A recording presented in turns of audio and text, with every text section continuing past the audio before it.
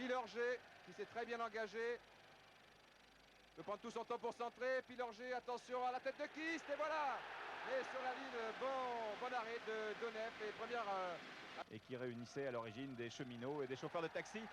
Débordement de Michel Ngom pour Toko qui s'efface et qui s'était bien joué pour Kist qui est toujours là à l'entrée des 16 mètres. Crochet de Kist, tir du gauche de Kist certainement, oui. Kist qui réclame un corner alors que l'arbitre autrichien, M. Brumer, signale qu'il s'agit d'une sortie de but. À ses joueurs avant le match, nous revoyons effectivement Ngom à droite cette fois. Et Kist qui va récupérer ce ballon, réussir un crochet et tirer du pied gauche. Tir contré effectivement et il s'adapte petit à petit à la vie à Paris et au club parisien. Corner tiré par Ardiles pour la tête de Toko, oui.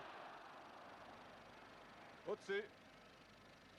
Et petits échanges amicaux entre Toko et le gardien Doniev alors que nous revoyons ce corner au ralenti. Alors que Toko n'avait commis aucune faute et que c'est plutôt le gardien qui était... Zaramba, Ardiles pour Battenet dont je vous parlais à l'instant. Battenet, oui, très bien, attention, il va falloir sortir en retrait. Oui, Toko et but de Namassage de Toko. Ah, Battenet qui était sur le côté droit, sur son mauvais pied, mais qui a réussi à centrer de l'extérieur du pied gauche, c'est superbe. Et Toko, tranquillement, du plat du pied, a pu ouvrir la marque, je vous le disais. Et on le revoit au ralenti, Michel. Oui, cette infiltration de Dominique Battenet dans la défense bulgare. Et de l'extérieur du pied gauche, tout de même, Dominique Battenet a centré pour Toko qui n'a pas raté cette occasion. Nous revoyons pour la troisième fois maintenant, la deuxième fois au ralenti, ce débordement de Battenet qui n'était pas sur son bon pied comme vous l'avez souligné Didier, mais qui l'a trouvé quand même pour trouver ensuite Toko. Battenet, le mou, il y a beaucoup d'espace aussi. Le mou pour Toko et s'il y a une faute du défenseur, c'est bon pour Toko. Tir canon de Toko renvoyé par Donef qui était à bout, pourtant c'est pas fini. Kist, tir de Kist contré par deux défenseurs bulgares, à savoir Lalov et Markov. C'est pas fini encore avec Michel Ngom. Long centre de Ngom que va reprendre Lemou peut-être, contrôle de la tête de Lemou. Fernandez est là, tir de Fernandez, superbe. Quelle action magnifique. Oui, entre Kist et Toko, voilà qui est fait. Centre de Toko, Battenet venu de très très loin derrière Ngom. Et non, j'allais dire but de Zaramba, absolument pas. C'est pas terminé.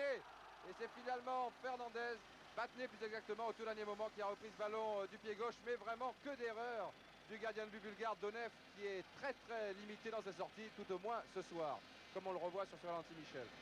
Oui, nous revoyons cette sortie ratée complètement de Donef, ce premier tir de Ngom, ce tir de Zaramba et Dominique Battenet qui reprend violemment du pied gauche.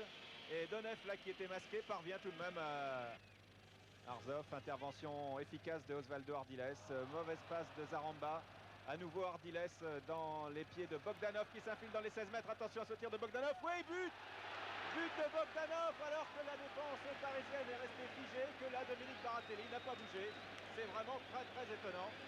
Égalisation du Lokomotiv de Sofia. Ça va être maintenant extrêmement difficile pour le PSG. Nous revoyons le but.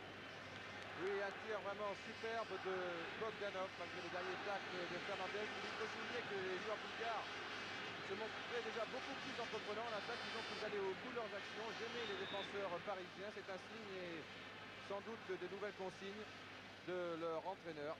Et cela porte ses fruits. Et maintenant, il va falloir marquer. Appel de balle sur la gauche. Voilà, Velichkov l'a vu de la part de Deutschev.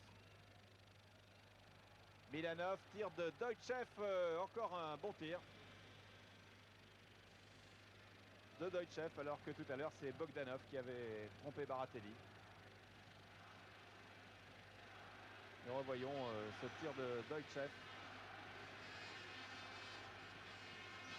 assez nettement à côté. Et voilà, il faut écarter le jeu et maintenant les défenseurs devront prendre de plus en plus de risques. Voilà comment il peut jouer sur les ailes avec Toko. Bon centre en retrait pour Kist. Oh, et but! Oh, incroyable! Michel Ngom. Le ballon, il faut dire, est revenu très très vite dans ses pieds, mais je crois que Pilorget puis Toko ont montré la voie. C'est en écartant sur les ailes que les Parisiens pourront, et en sortant en retrait comme ici, pourront se montrer le plus dangereux. On revoit Kist, un très bon réflexe là de Donef. Et puis là, ça va très très vite et ça passe à quelques centimètres. Un Denef qui, s'il n'est pas excellent dans les sorties aériennes, est un bon gardien sur la ligne. En tout cas, sur cette action, il en a apporté la preuve. Sur ce tir de Kist qui avait repiqué vers le centre et Ngom qui s'est retrouvé. Velichkov, attention, une position qu'il affectionne, il a beaucoup de champ. Velichkov, il feinte le tir, s'engage à nouveau. Et oui, il faut une bonne intervention de Dominique Baratelli, car il y avait de l'autre côté Iliev, et je me demande même si ce ballon n'allait pas directement dans les buts, ou tout au moins il ne serait peut-être pas passé loin. On va le revoir au ralenti. Vous voyez Velichkov, voilà, il perd un petit peu son élan là, c'est dommage pour lui. Et bonne intervention donc de Dominique Baratelli, c'est sa première intervention. Nous la revoyons d'ailleurs une troisième fois avec ce ralenti que nous propose Gérard Van der Gut. Kist pour Guillochon, mauvaise passe, ballon récupéré par Battenet. Tir de Battenet du pied gauche, superbe tir dans la lucarne de Battenet. 2-1, 21e minute en deuxième mi-temps.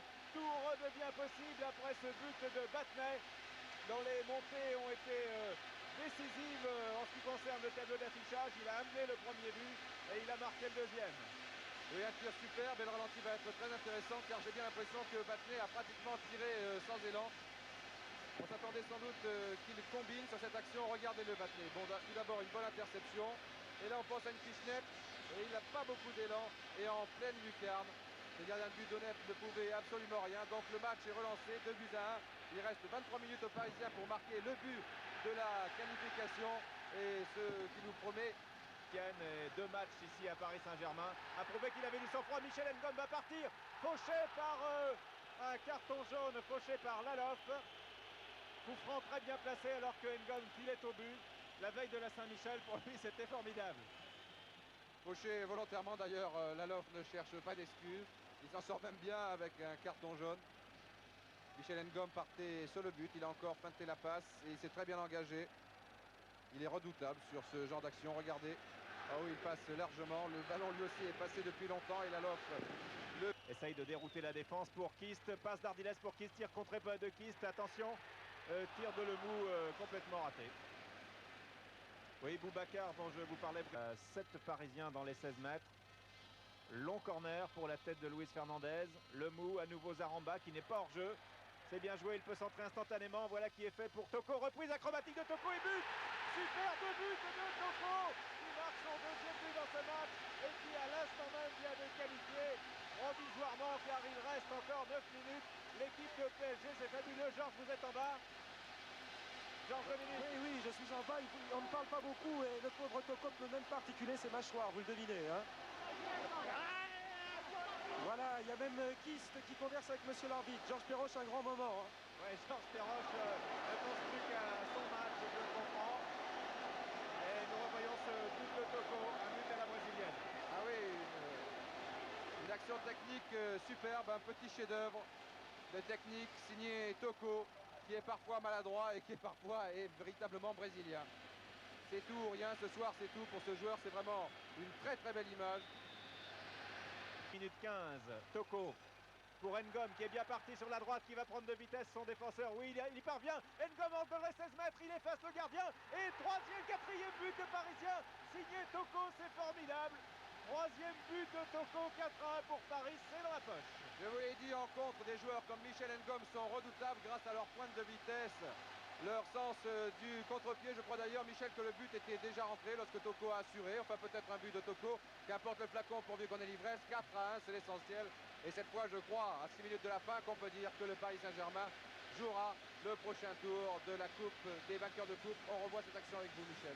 Alors, on va voir si c'est Michel Ngom qui marque. À qui on va le donner? Ah, c'est difficile. Moi, il y est tout seul. Oui, c'est Ngom qui marque, effectivement. Le quatrième but est signé Michel Ngom. On le revoit encore une fois.